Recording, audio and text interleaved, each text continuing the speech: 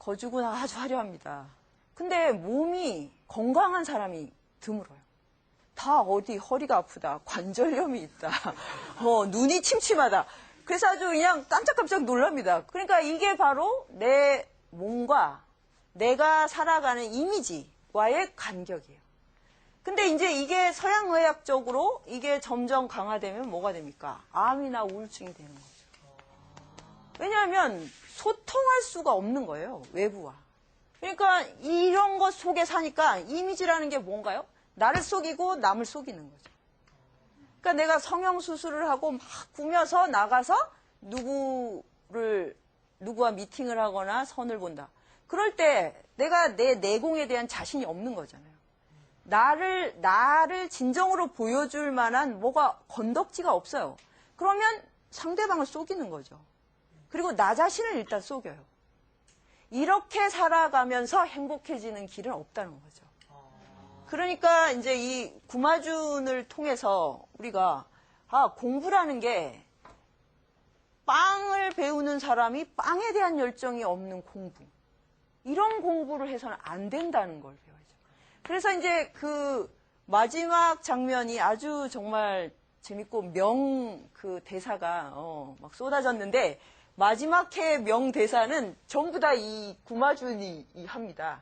그러니까 그 감옥에 간 자기의 뭐 생분지 하여튼 그런 사람을 만나서 한 번이라도 존경할 만한 모습을 보여줬더라면 내가 그렇게 힘들지 않았을 것을 이렇게 말하거든요. 근데 그 사람은 이 구마준을 위해서 목숨까지도 버릴 만큼 최선을 다해서 얘를 위해서 노력을 했어요. 근데 자식이 원하는 건 이게 아닌 거죠. 존경할 수 있는 아버지. 그러니까 자식한테 뭘 많이 남겨주고 돈을 주고 이렇게 해서 행복할 거라고 생각을 하잖아요. 그러니까 막 어떻게든 유산을 남겨주기 위해서 막 정규직이 된 다음에도 그냥 뭐 돈을 모으려고 부동산 투기라고 이렇게 하시는데 실제로 자식이 원하는 것은 아버지의 삶을 존중할 수 있는 거예요. 삶 자체로만 선물이 될 수 있습니다. 근데 그거를 몰랐던 거죠. 이 아버지가. 그러니까 이제 구마준이 이제 자기의 생부한테 자기가 왜 괴로웠는가.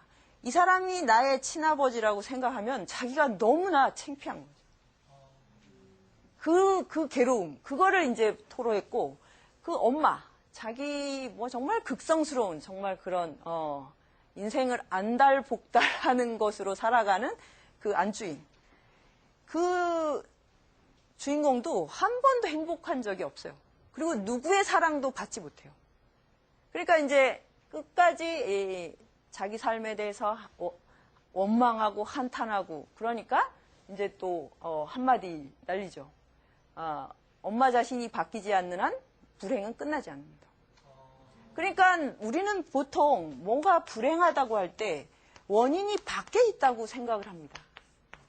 그래서 이제 이렇게 되면 욕하는 일밖에 남지 않았죠. 뭐에 대해서 다 욕을 하죠. 누구 때문에. 이거는 그 아침 드라마나 일일 드라마 보시면 잘 아실 수 있는데 거기 나오는 캐릭터는 모두 다 누구를 욕하는 걸로만 나와요. 그래서 저는 이런 걸 보면 굉장히 흥미로운 거예요. 예, 그냥 와 저런 심리적 기제로 살고 있구나. 자기 인생에 대해서 자기가 책임지는 게 단 한 가지도 없어요. 다 남편 때문에, 남편은 부인 때문에, 또는 누구 때문에 이렇게. 그래서 불행의 끝없는 연쇄 속에서 살아가는 거죠. 그래서 이걸 안 거예요, 구마준은. 엄마가 불행한 건 다른 원인에 있는 게 아니라 불행을 끝없이 만들어내는 자기 자신한테 있다고.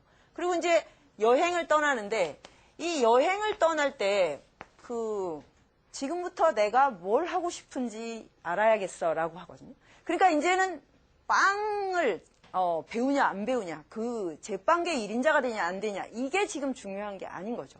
그러면 이제 이 구마준 같은 경우는 이제 공부를 시작한 거죠. 탁구는 12살에 했는데 얘는 이제 한 거죠. 이제 좀 늦었지만 아주 훌륭한 거죠. 이렇게 시작할 수 있으면. 60이 됐건 70이 됐건 이런 공부를 할 수 있는 그때부터 지금 나는 이제 학인이 되고 그때 청년이 되는 겁니다. 네. 이러면 이제 내가 뭘 배워야 되는지를 알고 뭘 간절히 풀어야 되는지를 아는 거죠. 그러면 무슨 공부를 하든 간에 그게 뭐 공학이든 뭐 그 영화를 만드는 거건 뭐 나무를 심는 거건 간에 그때부터 그 모든 공부가 자기 존재와 오버랩이 됩니다. 예. 그럴 때 이제 탁구 같은 그런 내공과 카리스마를 갖게 되죠. 그게 이제 고전에서 왜 과정이 중요하다고 계속 강조하는가. 예. 그 진짜 이유가 그거예요.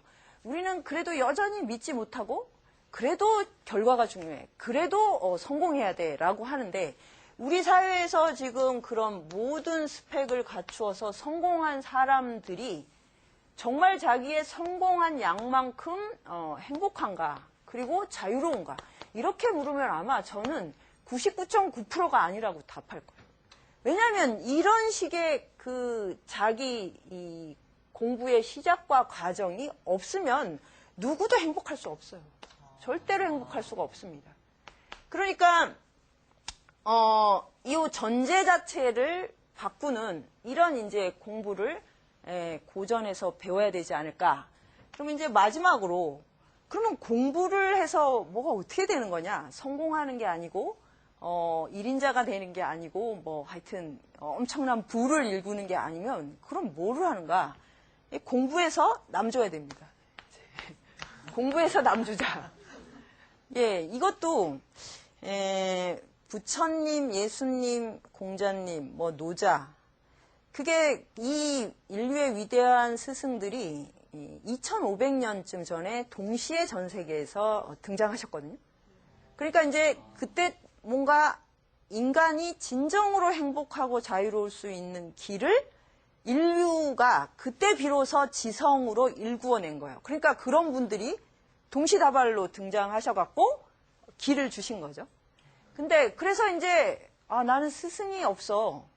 그리고 나의 멘토가 없어. 이렇게 생각하시는 분은 제일 멘토 중에 멘토인 공자님이든 부처님이든 예수님을 보시면 돼요. 그래서 이렇게 살아가고 이분들을 닮아가야겠다. 그러면 공부를 누구나 할 수 있는 겁니다. 그거를 할 수 없는 조건에 있는 분은 없죠. 모두에게 공개돼 있잖아요. 네.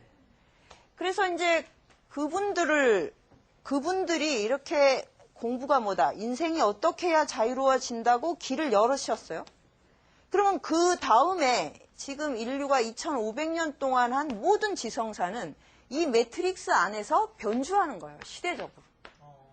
그러니까 그 시대의 언어, 관습, 어떤 그 메커니즘에 따라서 다른 버전으로 만들어서